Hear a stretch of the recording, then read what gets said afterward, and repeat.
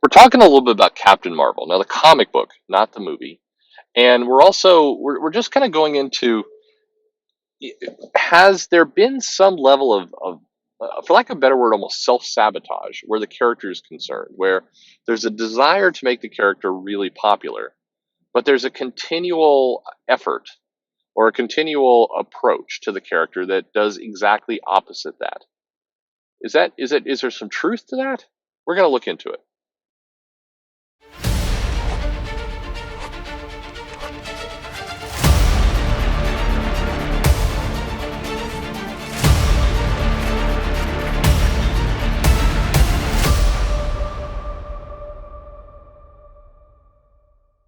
Hey there, this is Perch, and I'm going to start out with a statement that you'll either agree or disagree with, and it's basically this: I believe any character can be written to be amazing or written to be terrible, and it doesn't really matter kind of what went on in the character's past.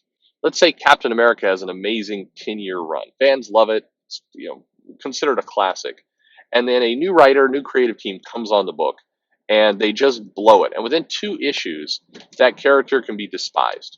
I think that comics have that ability to radically change a character's trajectory within just a handful of issues. And it's just the nature of the business and how characters are written. But it basically means that any character out there, any of them, can be a superstar if written the right way.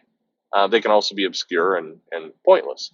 So Captain Marvel is an interesting one. I've watched Captain Marvel with a lot of interest because as a character, first of all, Carol Danvers, Miss Marvel, Captain Marvel, been around for a very long time. I mean, this is a character that goes back kind of well into the 70s and 80s, I think. Certainly has had a number of runs and a number of different storylines. One of the areas that I think put the character into some greater prominence and felt like some real push was happening there was when Kurt Busiek was writing her for the Avengers, and they tackled the alcoholism, they tackled that she was really really strong, and they had some redemption for her in that storyline. And then a few years later, Brian Reed, well, a few years later, many years later, Brian Reed's doing Miss Marvel. And as a book, I often equate his run of Miss Marvel to Nightwing in the sense that she was doing some stuff. She was fighting villains that were legit Marvel villains. They weren't like brand new invented characters. There were some new characters, but some existing villains.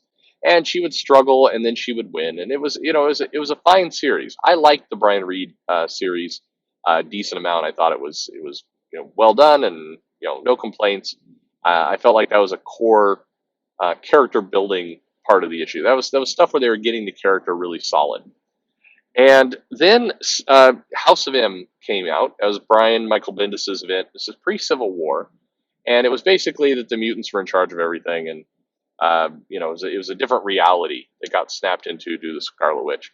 And in that event, Captain Marvel became popular. Became they basically wrote her that she was the most famous, the most popular superhero.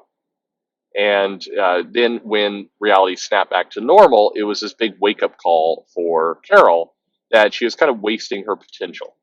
That in this other reality, she lived up to everything. She was super popular. Everyone loved her. A little bit of ego probably in there, but there was she was a big deal. And then in her own reality, she was kind of slumming it. Was basically the approach. And now I heard this may or may not be true, but I heard at one point that Brian Reed, who did utilize elements of that storyline, of course, in his own book, tried to show her like, hey, I'm determined, I'm on the path to redemption, I'm going to make things better. But he was a little ticked because in this kind of weird backhanded way, it threw shade at a lot of what he was doing. He was having her do adventures and go through struggle and I mean, she wasn't just winning everything. She had to be clever and fight and overcome obstacles. And the House of M storyline kind of made it, kind of as a side was, well, you're slumming it. You're not as good as you could be. You're just kind of messing around. And it was a weird kind of almost backhanded compliment. Well, not a compliment to Reed's run, which was you're the writer, so you're making her slum around. You could be having her do bigger, better things, but you've got her just kind of screwing around. I don't know if that's true or not, but as a writer, I think I would feel that way. If this storyline came out that this character was could be so much more, but really wasn't, I would think like, hey, I'm the writer for those books. That's it's kind of a I don't know. Whatever. I'd love to get to the bottom of that. If anybody knows or if there's been an interview, I'd love to know the truth behind that. But quickly thereafter, we start getting some solo runs. We get some from Kelly Sue DeConnick, and we get Kelly Thompson's done a run in there, and then there's been some others that have come in and taken a swing at Captain Marvel, and none of them have taken to the point where certainly some have fans, but it's not a top selling book, and it never has been. And it's always a challenge when the storyline you do inside the book is this character is the most popular ever character, and then the book doesn't sell that well. It really highlights the fiction behind the storyline and the actual reality of the comic. It's off putting, I would say. And then on top of it all, kind of in that mix, and we're going to get into the series, you had the Civil War II event that Bendis did where he's going to elevate Captain Marvel, and he made some comments of like, hey, why is it that was automatically Iron Man, Captain America? Captain Marvel should have been the one that they should be pushing more for Captain Marvel, etc. And so it was his, at least in some ways, it was in his mind a way to quote unquote get it right by using Captain Marvel, except um, by accident or not, Captain Marvel came off psychotic in that series. She didn't come. It like took a lot of the strengths that Kelly Sue DeConnick and Brian Reed had put into her, kind of her empathy, the struggle she's been through, kind of the heroism, and it turned her into this weird general. It's like Bendis's dialogue didn't fit in that respect, and so it made her come across just cold and unfeeling, the opposite of kind of what some of her core strengths were as a character, and also just bullheaded, for lack of a better word. It's not that she was. I think she was being written like she was firm, like she was stood up for her beliefs. That was the intention. But how it came across was that she wouldn't listen to advice. And even when he had like Kamala Khan, Miss Marvel, and Black Widow, and others, like friends of hers, Spider, woman who's her bestie, as it's been described in other books, are coming up going, "Hey, this isn't the right approach. Hey, what are you doing over here?" They'd write Captain Marvel going, "You don't understand. Get out of my way." It's like you're writing her like a villain. You're using villain dialogue, and and then immediately after the event's over, I mean, think about this: the event ends with she kills Tony Stark, and then the first issue of her comic is she's the most popular character in all the world. The world is super happy that Captain Marvel exists, and they're doing parades for her and everything else. And it then went even further down this rung of being discordant with the fans and with how the character was coming across in the book. Now, there are legit fans of Captain Marvel, people who like the character, people who love the Kelly Sue run or like the Thompson run. There are people who love the character and love what she does, and that's fine. There's nothing wrong with that, and I understand why they love the character. So my comments here are not to say those people are wrong. They're not. They're getting a comic they like. My comments are more along the lines of, okay, so you take that very oddball Civil War II storyline, then on top of that, you get the series relaunching a number of times, and then you also have there. By and large, there's been very, very few known villains in the Marvel universe that Captain Marvel has tackled over the last 6 years in her own book. They typically have her go after, either Dr. Minerva, sort of, which is a known villain, but that's it, and then they have her go after these unknown threats, these invented threats, if you will, these kind of random characters that like evil alien dictator number 4. It's like there's nothing there. They're not even using the scrolls or the Kree or the Shi'ar. They're not even using anything known. So that's going to put a burden on the book, in addition to kind of doing a solo title of a title that hasn't sold the best historically. They're also going to, do all new villains, all new threats.